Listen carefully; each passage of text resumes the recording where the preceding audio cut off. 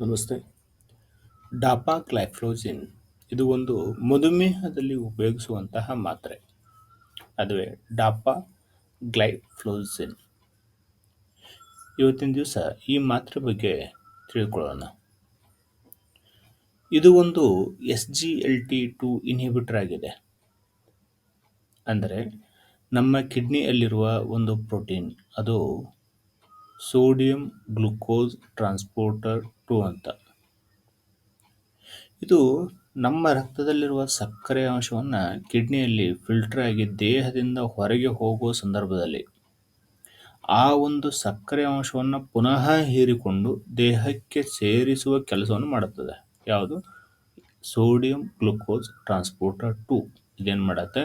ನಮ್ಮ ರಕ್ತದಲ್ಲಿರುವ ಸಕ್ಕರೆ ಅಂಶ ಕಿಡ್ನಿಯಲ್ಲಿ ಫಿಲ್ಟರ್ ಆಗಿ ದೇಹದಿಂದ ಹೊರಗೆ ಹೋಗುವ ಸಂದರ್ಭದಲ್ಲಿ ಆ ಒಂದು ಸಕ್ಕರೆ ಅಂಶವನ್ನು ಪುನಃ ಹೀರಿಕೊಳ್ಳುತ್ತೆ ಮತ್ತು ದೇಹಕ್ಕೆ ಸೇರಿಸುವ ಕೆಲಸ ಮಾಡುತ್ತೆ. ಈ ಒಂದು SGLT2 ಅನ್ನು ಕೆಲಸ ಮಾಡದ ಹಾಗೆ ಮಾಡುವುದೇ ಡಾಪಾಗ್ಲೈಫ್ಲೋಜಿನ್. ಇದರಿಂದ ಏನಾಗುತ್ತೆ? ಮ್ಯಾಕ್ಸಿಮಮ್ ಸಕ್ಕರೆ ಪ್ರಮಾಣ ದೇಹದಿಂದ ಹೊರಗಡೆ ಹೋಗುತ್ತೆ. ಇದೇ ಕ್ಯಾಟಗರಿಗೆ ಸೇರಿದಂತಹ ಇನ್ನೆರಡು ಮಾತ್ರೆ ಅಂದರೆ ಕ್ಯಾನಗ್ಲೈಫ್ಲೋಜಿನ್ ಮತ್ತು ಎಂಪಾಗ್ಲೈಫ್ಲೋಜಿನ್ ಅಂತ. ಗ್ಲೈ ಅಂದರೆ ಗ್ಲೂಕೋಸನ್ನು ರೆಫರ್ ಮಾಡುತ್ತೆ. ಫ್ಲೋ ಅಂತಂದರೆ ಒಂದು ಫ್ಲೋವನ್ನು ರೆಫರ್ ಮಾಡುತ್ತೆ. ಫ್ಲೋಸ್ ಅಂತಂದರೆ ಇನ್ನಂದರೆ ಇನ್ಹಿಬಿಟರ್ ಅಂತ ರೆಫರ್ ಮಾಡುತ್ತೆ. ಗ್ಲೈಫ್ಲೋಜಿನ್ ಇವು ಗ್ಲೈಫ್ಲೋಜಿನ್ ಅಂತ ಬರೋ ಎಲ್ಲ ಮೆಡಿಸಿನ್ಸು SGLT2 ಇನ್ಹಿಬಿಟರ್ ಆಗಿರುತ್ತೆ.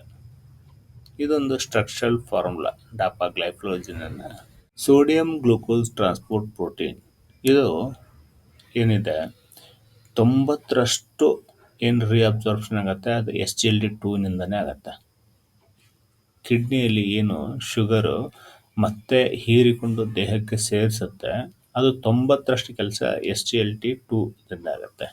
ಇದನ್ನು ಇನ್ಹಿಬಿಟ್ ಮಾಡೋದ್ರಿಂದ, ಇದನ್ನು ಕೆಲಸ ಮಾಡದ ಹಾಗೆ ಮಾಡೋದ್ರಿಂದ ಸುಮಾರಾಗಿ ಸಕ್ಕರೆ ಪ್ರಮಾಣ ಮೂತ್ರದ ಮುಖಾಂತರ ದೇಹದಿಂದ ಹೊರಗಡೆ ಸಾಗಿಸಲ್ಪಡುತ್ತೆ.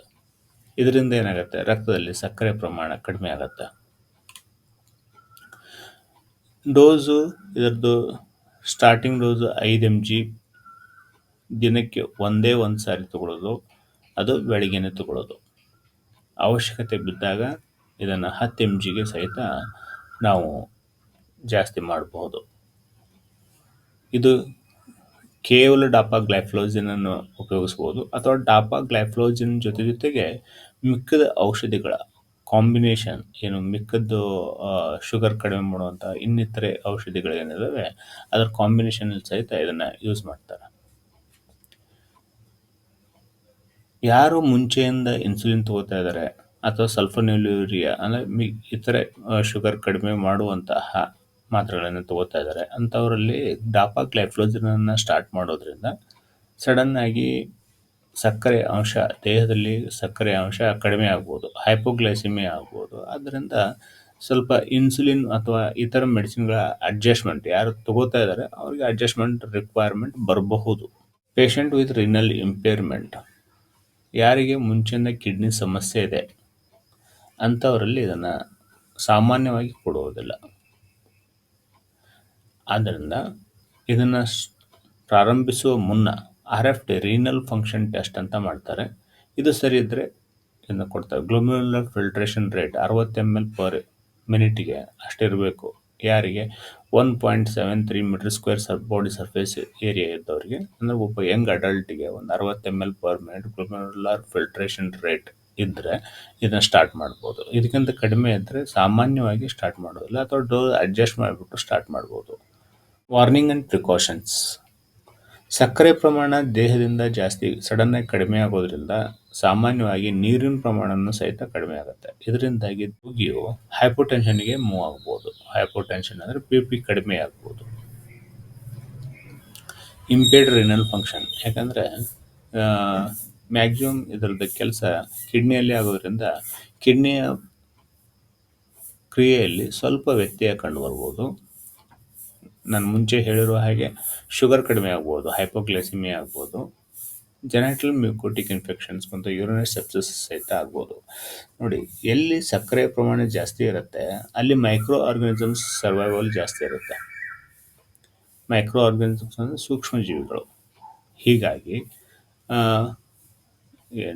ಜನನಾಂಗದಲ್ಲಿ ಒಂದು ಫಂಗಲ್ ಇನ್ಫೆಕ್ಷನ್ನು ಅಥವಾ ಬ್ಯಾಕ್ಟೀರಿಯಲ್ ಇನ್ಫೆಕ್ಷನ್ನು ಬರ್ಬೋದು. ಒಂದೊಂದು ಸಾರಿ ಸಿವಿಯರ್ ಇನ್ಫೆಕ್ಷನ್ ಥರ ಅಂದರೆ ಫಾರ್ನಿಯಸ್ ಗ್ಯಾಂಗ್ರೀನ್ಸ್ ಥರನೂ ಸಹಿತ ಅಲ್ಲಿ ಕಂಡುಬರ್ಬೋದು. ಡಯಾಬಿಟಿಕ್ ಕೀಟೋಸ್ಟೋಸಿಸ್ ಸಹಿತ ಆಗ್ಬೋದು. ಯಾಕಂದರೆ ಇನ್ಸುಲಿನ್ ಈಗ ಶುಗರ್ ಕಡಿಮೆ ಆಗೋದ್ರಿಂದ ಇನ್ಸುಲಿನ್ ಕಡಿಮೆ ಆಗುತ್ತೆ. ಇನ್ಸುಲಿನ್ ಕಡಿಮೆ ಆಗೋದ್ರಿಂದ ಗ್ಲೂಕೋಕಾನ್ ಜಾಸ್ತಿ ಆಗುತ್ತೆ. ಗ್ಲೂಕೋಕಾನ್ ಏನು ಮಾಡುತ್ತೆ, ಶುಗರನ್ನ ಫ್ಯಾಟ್ ಮೆಟಬಾಲಿಕ್ಗೆ ಶಿಫ್ಟ್ ಮಾಡುತ್ತೆ. ಇದರಿಂದ ಕೀಟೋಜೆನಿಸಿಸ್ ಅಂತ ಆಗುತ್ತೆ. ಡಯಾಬಿಟಿಕ್ ಕೀಟೋಸ್ಟೋಸಿಸ್ ಅಂತ ಆಗ್ಬೋದು. ತುಂಬಾ ಲಾಂಗ್ ಟರ್ಮ್ ಯೂಸ್ ಮಾಡೋದ್ರಲ್ಲಿ ಸ್ವಲ್ಪ ಬ್ಲ್ಯಾಡ್ರಿ ಕ್ಯಾನ್ಸರ್ನ ಕಂಡುಹಿಡ್ಬೋದು.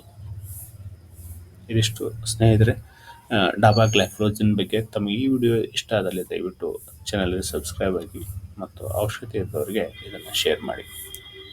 ಧನ್ಯವಾದಗಳು.